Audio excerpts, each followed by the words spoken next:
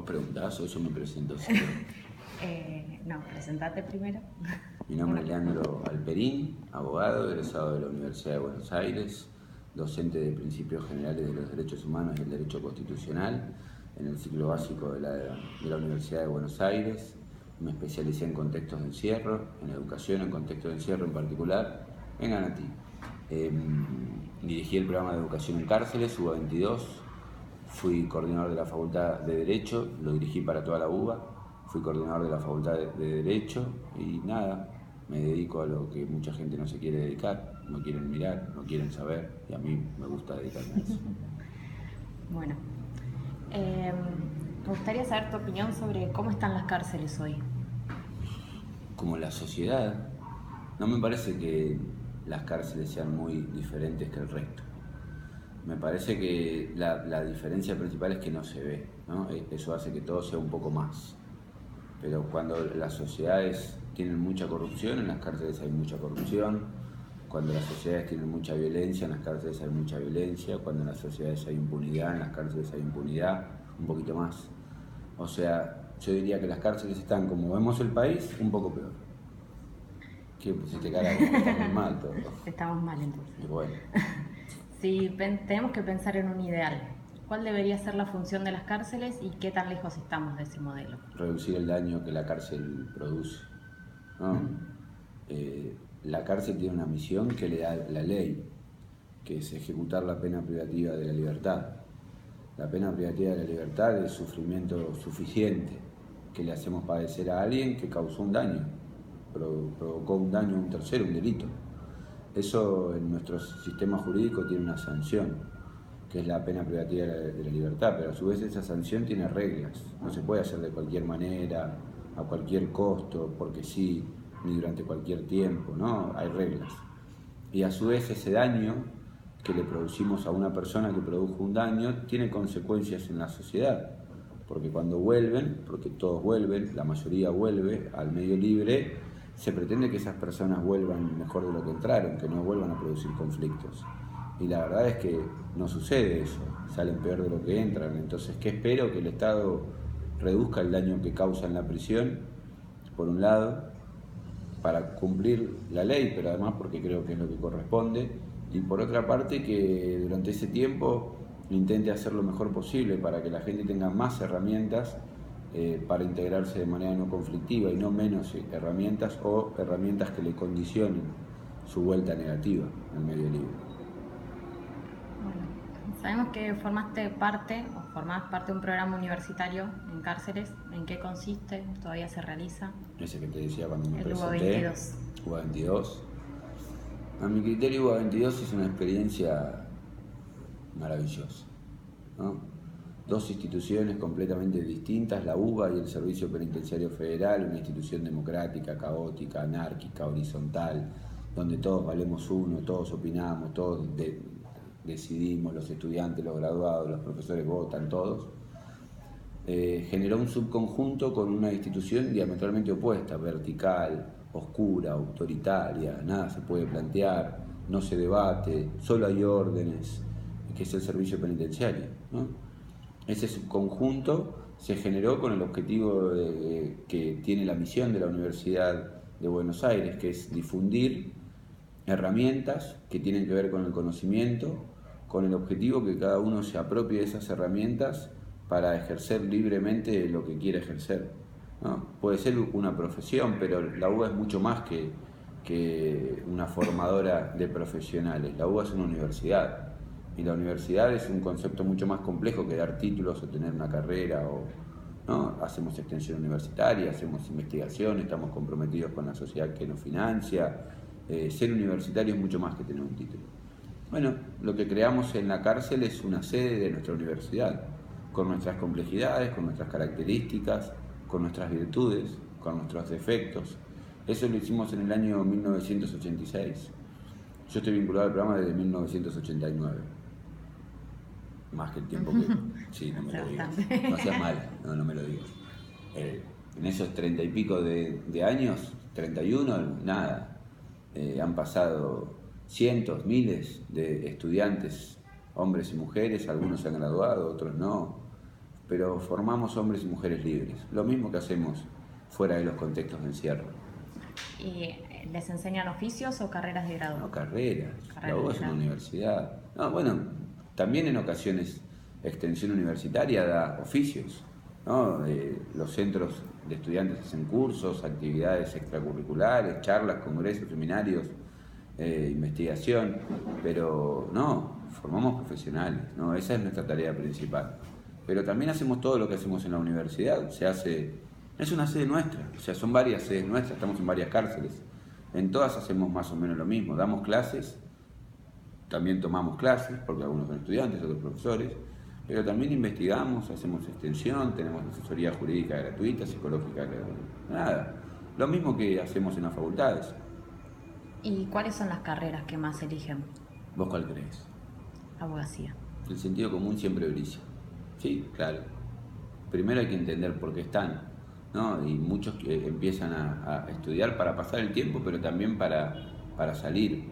No para salir de la cárcel, pero sí para salir del encierro, ¿viste? Del encierro en la cabeza. Estudiar Derecho te permite comprender por qué estás y cómo hacer para no estar más. Entonces muchos estudian Derecho, pero también estudian Psicología, Sociología, carreras de Ciencias Económicas. Nada, las carreras que se pueden hacer en la cárcel son aquellas que no requieren la utilización de elementos que el servicio penitenciario no permite entrar. Medicina no lo podríamos hacer, por ejemplo, ¿viste? Odontología tampoco, ingeniería, algunas y otras no, pero bueno, nada. Y también la voluntad de las facultades. Algunas son más proclives a ir y otras menos proclives. Mi facultad, la de Derecho, está desde el primer día, en todos lados. Y es la más elegida y tiene lógica. Por ahí más que en el medio libre, ¿no? Que abogados por ahí afuera hay muchos, pero adentro, aunque haya muchos, tiene un porqué, lógicamente un porqué. ¿Y le hacen un seguimiento cuando salen en libertad? ¿Y los No, que estudiaron? no es tarea nuestra. No se lo hacemos a ningún estudiante el seguimiento. La universidad no es medicina contra el delito como para hacer un seguimiento, ¿no? Hacemos investigaciones como hacemos sobre cualquier otra cosa y también hacemos investigaciones sobre el impacto de la educación en contextos de encierro. Pero no tenemos la obligación, ¿las querés, Mate? No tenemos la obligación de hacer un seguimiento. Esa tarea de otros organismos del Estado, el Poder Judicial, el Poder Ejecutivo, que vean qué pasa con los presos cuando salen. Nosotros damos clases, facilitamos el ejercicio de un derecho, no tenemos por qué hacer un seguimiento. Y de hecho no lo hacemos. Teniendo en cuenta que no es obligatorio estudiar, pero pueden hacerlo. Los que no salen estudiando, incluso los que salen, ¿en qué condiciones se reincorporan a la sociedad? Malas, porque como te dije antes, la cárcel hace daño. Entonces, la cárcel genera malas condiciones para volver al medio libre. La universidad o la educación o el trabajo puede disminuir los efectos nocivos, pero no los puede eliminar. Entonces, las condiciones de las que vos salís de la prisión siempre son peores de las que entraste. Aunque tengas un título, ¿no? El daño que la cárcel provoca es mucho. Es grave y condiciona falsas identidades. También es grave para la persona que está en prisión, pero también es grave para los que estamos afuera, ¿no? Porque cuando vuelven muchas veces pasa lo que pasa. Entonces, si uno sabe que 1 de cada 2 de los que vuelven a la cárcel vuelven a delinquir, por lo menos 1 de cada 2, significa que funciona mal. Que funciona mal, o que funciona bien si el objetivo es que vuelvan a delinquir, ¿no? Pero el punto es que salen mal. Entonces, el tener un título universitario o el haber pasado por la universidad, aunque no tengan un título, mejora su situación objetiva frente a las escasas posibilidades de insertarse en el medio libre. Tienen más posibilidades que otros que no estudian o que no hayan estudiado, pero así todos tienen pocas posibilidades. Y eso condiciona. No obliga, condiciona. Bueno, ¿a qué adjudicás los altos índices de inseguridad? ¿Cómo crees que se podrían bajar? En la cárcel o en todos lados. En la sociedad, en general. De en el ginecólogo, país. astronauta también, ¿no? ¿A qué adjudico? A la impunidad. En esencia, a la impunidad. Creo que nuestra anomia estructural tiene que ver con que el Estado es el ejemplo de lo que no debiéramos hacer, ¿no? Durante muchos años, los que gobiernan los tres poderes del Estado nos dijeron que nosotros no podíamos hacer cosas que los vimos hacer a ellos todo el tiempo, ¿no? Parece hasta gracioso, pero tuvimos presidentes que nos dicen que hay que respetar la ley mientras se robaban todo, ¿no? Entonces, tuvimos presidentes que nos dijeron que el ganar les da derecho al no respetar a los que pierden. Tuvimos presidentes que los vimos enriquecerse y nos dijeron que es fruto de su pasado, que toda su vida fue dedicada a la administración pública y son multimillonarios. Tuvimos presidentes que nos dijeron que el diferente es el enemigo, que la tolerancia debe ser excepcional, que la violencia tiene que ser la regla para solucionar conflictos y que el que es más fuerte es el que gana. Cuando eso baja, eso sube, ¿no? Me parece que la ejemplariedad o la falta de ejemplariedad de nuestros dirigentes es lo que nosotros tenemos hoy como sociedad. Aquí adjudico la violencia y la inseguridad a la impunidad. Distinto es cómo salimos, ¿no? Sí, claramente salimos fundamentalmente sin impunidad, pero también con educación. Me parece que que el cambio es cultural, no es solamente político, jurídico, el cambio es cultural.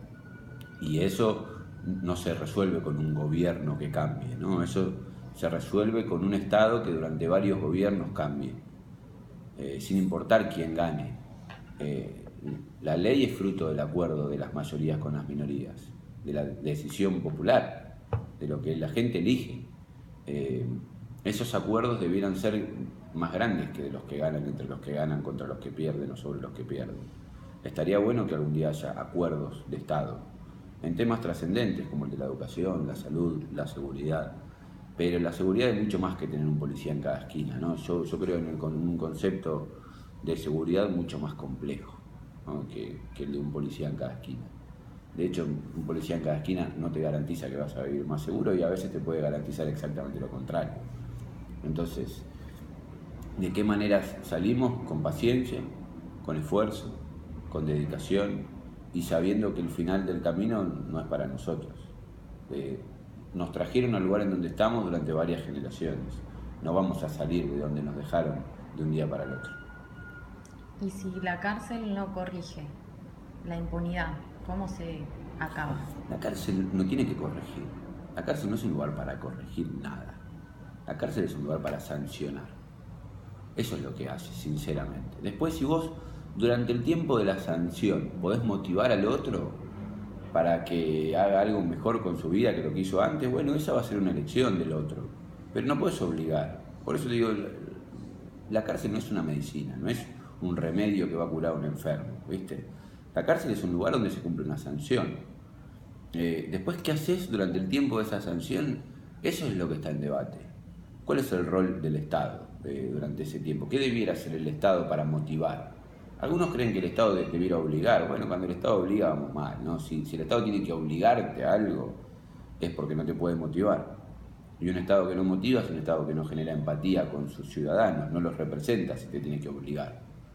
Entonces, nada, creo que la cárcel está hecha para cumplir una sanción, no para andar corrigiendo. Para corregir está mamá, papá, la escuela, la religión, la televisión, ¿viste? Pero en general hasta la televisión hacen todo lo contrario. Mirá Tinelli, que corrige. Y lo miran millones de argentinos por día, ¿no? Y hablas de familia y la escuela. ¿Cómo pueden ayudar a contener a esa gente? Bueno, para evitar? Son roles distintos. La familia es un ecosistema de pocos, en donde las decisiones tienen que ver con la moral colectiva, pero de un colectivo muy pequeño, un colectivo familiar. Entonces vos en tu familia podés aplicar reglas que afuera de tu casa no necesariamente son las que rigen, ¿no?